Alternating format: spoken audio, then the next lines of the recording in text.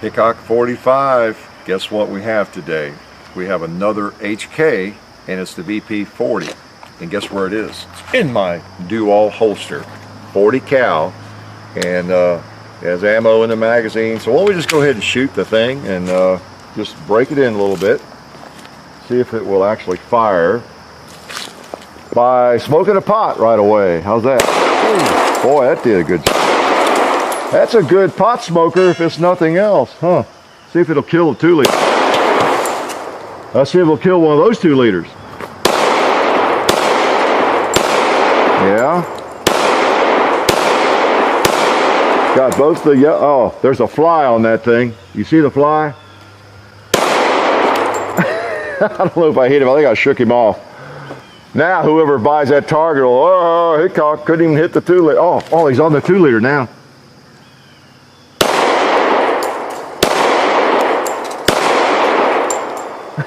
I give up. Okay, quit playing around, shoot the gun. Boom. Have another magazine. It's just a moving target. I couldn't resist.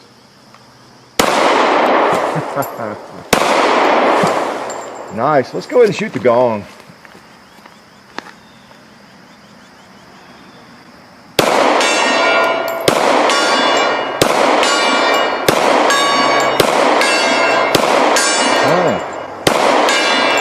I can't miss it. Let me try it left-handed. Since it won't miss, I'll make it miss now. It's actually my mother-in-law behind it. She's sitting there with a little hammer. Boom, boom. Let's try it with the other hand.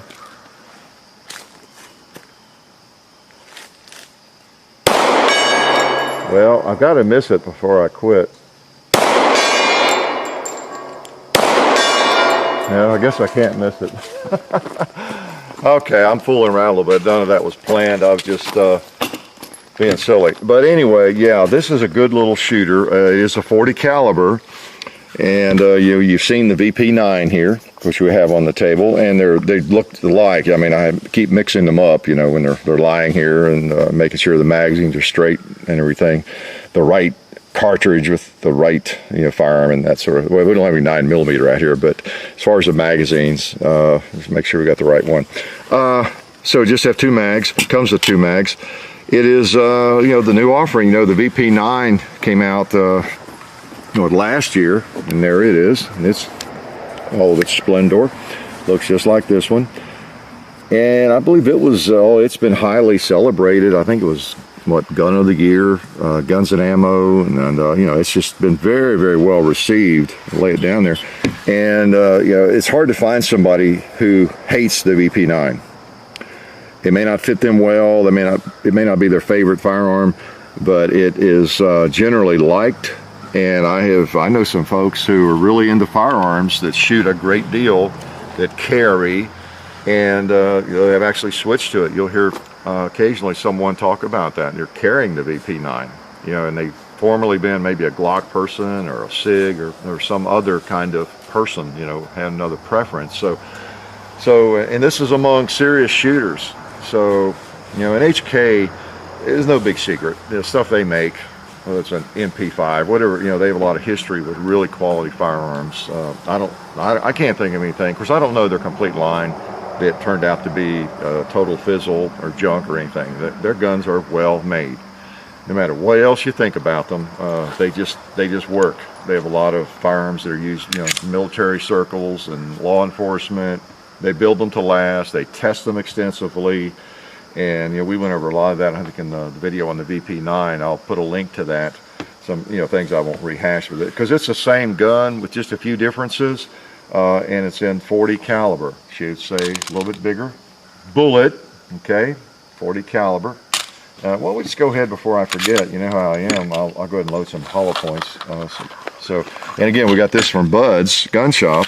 We appreciate them sending us. It's our major sponsor, and it will show up on eGunner, the auction site there, at some point, so you can watch for that. And so anyway, go to the description and you'll see the link to Bud's and Ship My Guns, which anybody can use, and of course eGunner, same thing.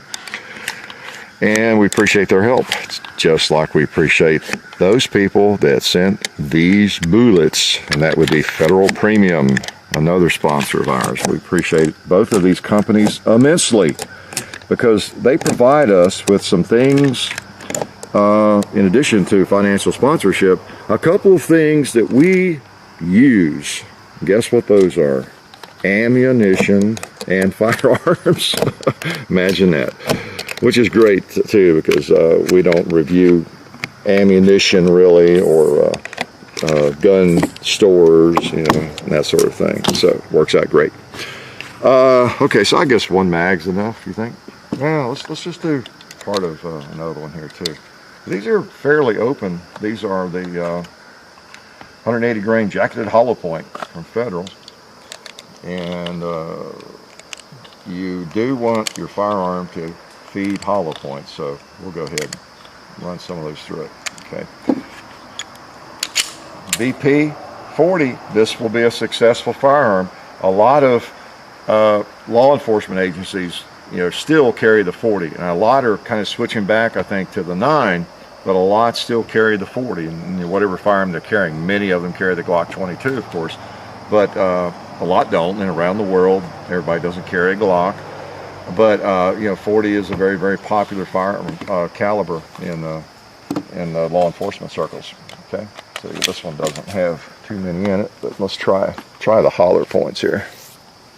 Make sure they feed. Let's try to blast another pot.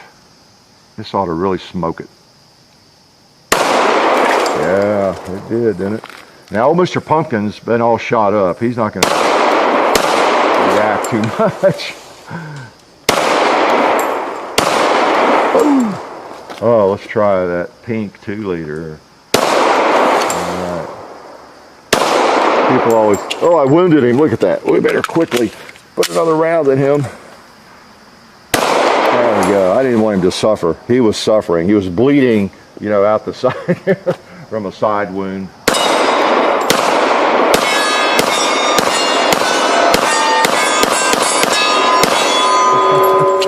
Okay, just that. So anyway, it fed, didn't it? They all fed. Okay, right up the throat there. So pretty cool, 40 caliber now. And I guess I'll just let you look at it inside. You've seen this before. It's the same old VP 40 instead of VP 9. Has a light, slightly larger chamber. Imagine that for the 40 caliber. And it's all HK. Well made. You know, you just really do have the impression this is a well-made firearm. Okay, it's just like the other one with the replaceable grips. They all come in the package here. You know, not only the back panel, but you got side panels, so you can really get the grip. I forget what I still, you know, have the VP9, and I forget which ones I ended up with, but you can replace them until it just feels right to you. So it's kind of neat. You basically build your own grip. To a large extent there, and again, everything you do with it, and as you mess with it, and you change out the grips, and you take it apart, and you clean it, as I've done already a couple of times as I've been shooting it, you just get the feeling it's a quality made firearm. Imagine that from H&K. Yeah, now it is a little different. Okay, I got some negatives. Okay, you notice the finger band-aid. It stings the dickens out of my finger, and John too. Okay. So, you know, sometimes I think, well, I just got some weird tendon going on problem with my finger, because there are certain firearms that really hurt it right on the lower part there. But it's so few, and it's not many of them. My Glock 29 does it. The only Glock I have that does it, and it does it dramatically. Not quite as bad as this one, but it does it in a 10mm. The only Glock I've ever fired that does that. Okay, so how weird is that? You know, so there's something about the trigger guard relationship, and we noticed that on the VP9. I'll have to go back and look at that video, but I think I had the same problem with it. It wasn't as bad because it's a 9mm. You don't have quite as much jarring. So what John and I have decided, whatever it is about the arrangement of the trigger and the trigger guard, if it has a tendency to do that to you, then it's going to do it worse the more powerful the gun is. Okay, and so the VP9 does it slightly. This one does it more. The first time I shot it, I came out, you know, I mean, 5 rounds later, I put it down and I went for a Band-Aid or something to coat my finger with, okay, because it was really getting me. So I would advise you shoot the firearm if you're thinking about one of these. As you'll hear a lot of people bragging about them, a lot of people like them, as I was saying, and you know, justifiably so. But you might want to shoot it yourself and make sure you don't get that, or if you do, and it doesn't matter, but at least figure it out. I mean, if you're even in law enforcement or it's a self-defense firearm, you're not going to worry about a little bitty pinch on your finger, you know, if you're in a desperate situation, of course, right?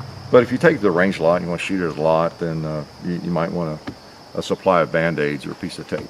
Okay, so it's just a little weird quirk that I get with some firearms, and that's one of them. Okay, now also, well, let's load up while I'm yakking. The differences between the two are mainly of course, the cartridge, and then the slide is heavier. I don't think the frame is any heavier, but the slide is a little beefier on the .40 caliber, and you can imagine why they might have done that. I guess slow it down. You know, it's a more powerful cartridge, and they put. I weighed both, and I get 2.5 ounces heavier on the VP40. Okay, 2.5 ounces heavier, almost exactly, than the VP9. Right, so it's a little bit. And I do have a Glock 23 out here, just for size comparison, and talk about that again. It's one of the, you know, the 22 or the 23, obviously one of the most popular .40 calibers on the planet. And so, you know me, I'm going to compare it with Glock because it's one of the best. And sorry if you get mad, you Glock haters, but it's got to measure up to a Glock for me. Because for me, that is one of the very best feeling and shooting firearms. You know, John and I try to give you our opinions. That's hopefully why you come here, to get honest impressions from us. You may not like our impressions, you may not like my preferences, my biases, but you know, we're not in anybody's pocket. We don't get any money from any of these gun companies, you know. So I'm just going to tell you what I think. And if it doesn't jive with what you would like to think, or what you do think, or what your impressions are, you know, sorry, but I'm going to just tell you what I think, okay? Now, one thing I do think about this, and when I was shooting it, I don't know if you could tell that from watching, but I mean, it's a good shooting gun, as you can see, and you know, so it would serve you quite well, but it does seem a bit jumpy to me. It was one of the things I noticed right away as I was shooting it.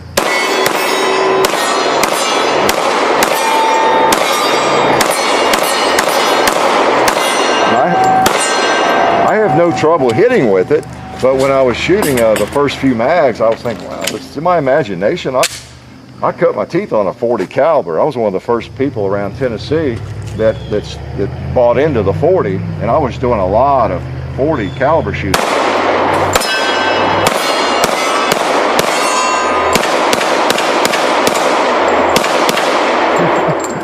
I remember shooting some USPSA matches with the Glock 23, 22, when you had to buy factory ammo and boxes. You couldn't, I think I've told that story before, you had to buy little boxes like this. That was all that was available, and it was expensive to go to a match with a stack of those. But I was really into the .40, you know, so I like the .40, and it is a little jumpier. But you know, I haven't really noticed it that much. I've gotten used to it over the years. But this one seemed a little jumpier, and that's one reason I went in and got the Glock 23, and I was just, is that my imagination? Have I been shooting too much 9mm or something? And I took some shots with this, and really it's jumpier than a Glock 23. That's the bottom line. So if you're one of those people that has shot a .40, and whether it's in a Glock or whatever it is, compared with something else you like, and it's just, what's the phrase people always use? It's not jumpy, but it kicks more. Yeah, I can't think of the phrase we always use, but it jumps more, and there's more muzzle flip and everything in a .40 than a 9 generally. I really noticed that with this gun. I'm sorry, I could shoot it just fine. It would serve me fine, you know, if I was in law enforcement, you know, and this was my firearm, my sidearm, I'm okay. But I can shoot the Glock 23 better, and it doesn't seem to kick as much. And that's just the 23, the compact, 'cause I don't even have a 22. But so just take that for what it's worth. And you know I'm a Glock fanboy, but it's just my impressions. Okay, so that's what you got. You got 2.5 ounces heavier than the VP9, and you have a frisky cartridge. You know, the 40 caliber. You know, and let me show you the difference here. Just let you get a reference. So if you're thinking about buying one, give you as much information as I can. So I'm gonna put it on the slide there. Okay, get the width. And as usual, I don't worry as much about the numbers. It's just the space. Now it's the same.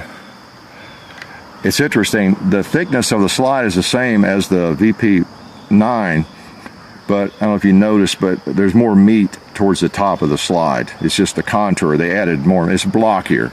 You know, it's up in here. There's more meat to it. Okay, same thickness. So as far as a holster or anything, it's going to be the same width by my measurements, but you've still got more meat in the slide. It's just blockier. Okay.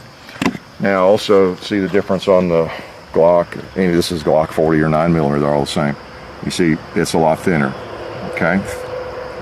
So that's the difference. If you're carrying a Glock 22, for example, or something, you've got that amount of difference in the width. Okay. So I just wanted to show you that. And so those are some of the negatives that you know that I noticed. Positives: great trigger, just like on the VP9. Wonderful trigger. Even though it pinches me, it's a great trigger. Okay, and of course the grip feels good. I get a low bore axis or a high bore axis though. You can't get as high up on it, and that's one of the reasons it kind of jumps on you a little bit more. You can't get your hand up as high as you can on some firearms, but still, you know, good shooter, and would serve about anybody very well that, you know, practices with it, gets used to that. What else?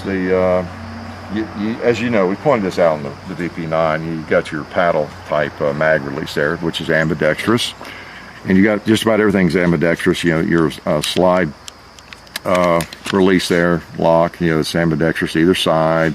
Of course, your mag release, you can use your finger or your thumb, and you know, works out pretty well. Feels pretty good. I could get used to that type of mag release. Most of my firearms don't have it, but I could get used to it if I was going to carry a firearm like that, or just use it a lot. Okay, so we're shooting 180 grain American Eagle, you see there, and we've got the yellow loader for a change. We've got a video. Wait a minute, you know what? What did I do? You know what I bet I did? Is that the, yep, I got that 9mm magazine out, didn't I? Let's put it back in the gun over here, okay? All right, so where's my other magazine? Where's it? There it is. All right, so told me right away, didn't it? Okay, wouldn't fit. So some ammo in this magazine and shoot some more. I do like the 180 grain 40 when I'm shooting 40. It's a nice round. There we go. Oh yeah, I was saying we got this pretty yellow Maglulu loader out today. Those things are wonderful. They work really well, as you know. And that's probably one of the most often questions. We did a video on that because we get so many questions on it. I don't know if we did that as an FAQ or what, but it's, what is it? Up Lula, okay? Up Lula. It's probably the most often asked question. New people come in and see me loading magazines. And as I've told many times, I didn't use those for a long time. I just thought those were for wimps, but oh, they're nice. Okay. What do we, oh, we got some smoke coming out of the fire burn barrel. We were actually burning here earlier. You know what? I ought to be able to hit an animal with this thing. Let's do some hunting at the pigs over there.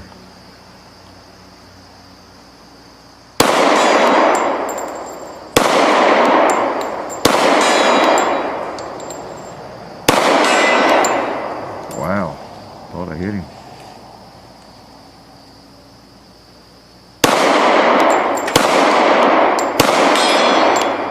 Well, I know I hit him that time. Let's try that. I bet John nailed it down or something.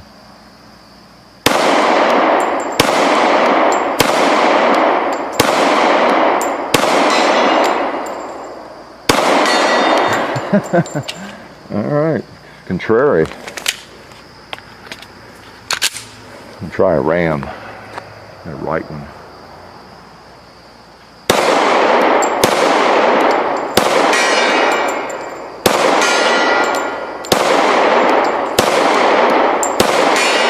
They don't want to fall today.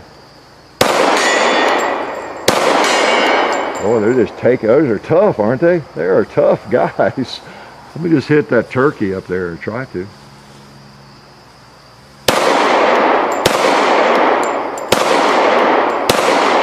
Yeah, shooting too fast, messing around. I mean, the gun seems plenty accurate. It's just me messing around, shooting too fast. I've shot it enough to know that it's plenty accurate. It's just me. I don't think the trigger really bothers me. The Band-Aid takes care of that, or the little piece of tape. It doesn't take a lot to fix that. It's not like you have to put a major pad on your finger or anything. If you do have that problem with a firearm, it's very simple to fix. Just stick a Band-Aid on or something, a little bit of padding, a little bit of tape. It remedies the situation. I don't know. Something about the bore axis, I think, does make it a little bit harder for me to shoot it well, but I'm not going to blame it on that either. Some days you're just a little steadier than others, and I haven't really zeroed the sight in exactly where I need to hold at long range. I've not set the world on fire like before the video, shooting over there. I mean, I popped that red plate 2 or 3 times in a row. I kind of got in a roll, but I'm still not 100% sure where I'm holding to get my best accuracy. But I'm not going to shoot 1,000 rounds. I'll try a couple more because it's not the gun, it's me.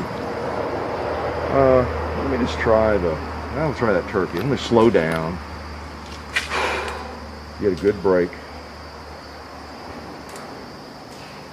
And at least if I miss, I better put my ears on. Miss close. Miss small.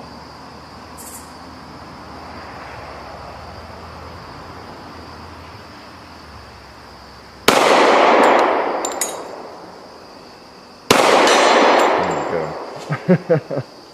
You just have to slow down, take a good side picture, and quit pretending you're in a IPSC match or something, okay? Let's go a little closer here, like red. It shoots just fine, even on these plates. It's just fine. It's just me. Oh, let's hit the tree. These 40s seem pretty warm.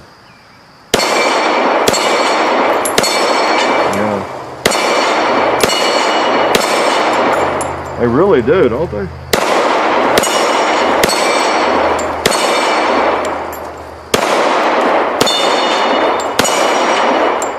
Wow. Because, going from right to left, swinging them back around, as you all know that have seen a lot of the videos, a 9mm won't even knock them back around sometimes. And those are knocking around like they've been hit with a 45. I think I've commented before, American Eagle Premium definitely does not load their 40 down. I'd say it's at the, I don't know if it's the top end, but it's at the upper end of the load spectrum there. I've noticed that. You're shooting a firearm when you cut that stuff loose. Okay. What else about the firearm? It's all HK. I've gone over the features in the other video. This one's 40, and it's good sights, great sights. Great visibility on the sights, and I like these little handles back here. Those are cool. You can take those out if you don't like them, but they really do make it easier to pull a slide back. Takes less strength, and I did left them in on the BP9. Serrations front and rear, nice texture on the grip, got your rail, and just a fine pistol. So and extreme quality. So it's just really a matter of whether or not it fits you and whether or not you can shoot it well, right? As well as you need to shoot it, right? And kind of depends on what your history is with firearms. I've noticed that to a large extent. how a firearm like this or a different sort of firearm strikes somebody. It really does depend on what your history is, what you've been shooting. The Ruger, Glock, SIG, you know, that sort of thing. You've got a higher bore axis with a SIG lots of times, and so you wouldn't notice that if you switch from a SIG to that. With Glock, you get a fairly low bore axis, so it's more noticeable. And it just depends on what your background is, your history, and how much you have shot. That's a lot of it. And John and I have shot a lot, and so, you know, for what it's worth, that's why we give you our impressions and what we have with a specific handgun. And yep, I'm a little bit biased. You can't help but be biased. You know, if you shot a lot of different firearms, you're going to have preferences, and I have my preferences. So there you go. All right, we'll shoot just a little bit more. It's a good shooting gun. I hope you can tell. And we've got a couple things we haven't shot yet. Like that can right there. And some of the... Yeah. I love to hammer that propane tank. And Mr. Cowboy, you've not been hitting. And before we finish, we've got to make sure the gong has not gone to sleep.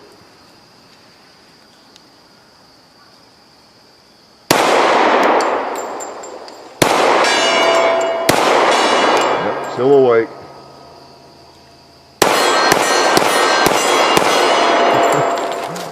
Yep. Good shooter. He's a good shooter. So anyway, those are the positives and the negatives from my perspective, my opinion. You notice it has not malfunctioned.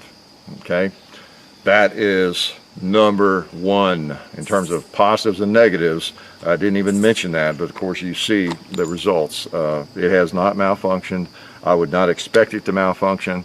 And even though I'm pointing out some things about this as compared with the Glock that I prefer the Glock over, I was telling John before we started, you know, despite all that, this firearm, you probably could get 10,000 rounds of ammo and stand here and shoot it, and shoot a Glock 22 or 23, or just shoot, or however many rounds it takes, and probably the first one that would fail would be the Glock. You know, it's built on a 9mm frame, really, and you know, this one's beefier. It's built for the 40. This particular firearm is. I saw someone said they thought the frame was a little bit bigger. According to my measurements, it's the same as the VP9. It's just the slide that's heavier, but I could be wrong on that. But this one would probably shoot longer before something gave way. That'd be my guess. Just again, trying to be honest with you. But it's just the feel of a smaller gun is more appealing to me. And I don't know why there's less muzzle rise with the Glock in terms of the way it feels when I'm actually shooting. If it's a spring system, that new Gen 4 spring system, or what it is exactly, but I can hold it on better. I feel like I have better control of it than this. So it's probably the higher bore axis more than anything. But it's still a good shooter, and it's an extremely high quality firearm, and it would be a great choice. The BP40 from H&K. Glad you could drop by and watch me shoot the thing. Life is good.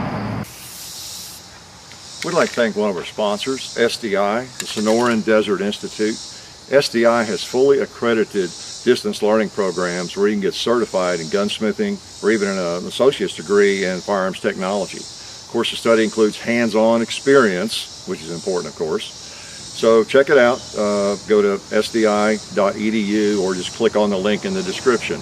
Okay? And also would like to remind you to check out the Hickok 45 Facebook page and the Hickok 45 and Son channel and its Facebook page, as well as Gun Culture Radio on iTunes. Now remember all this, because I'm coming to your house randomly over the next year or two to give you a quiz on it. Okay? Thank you.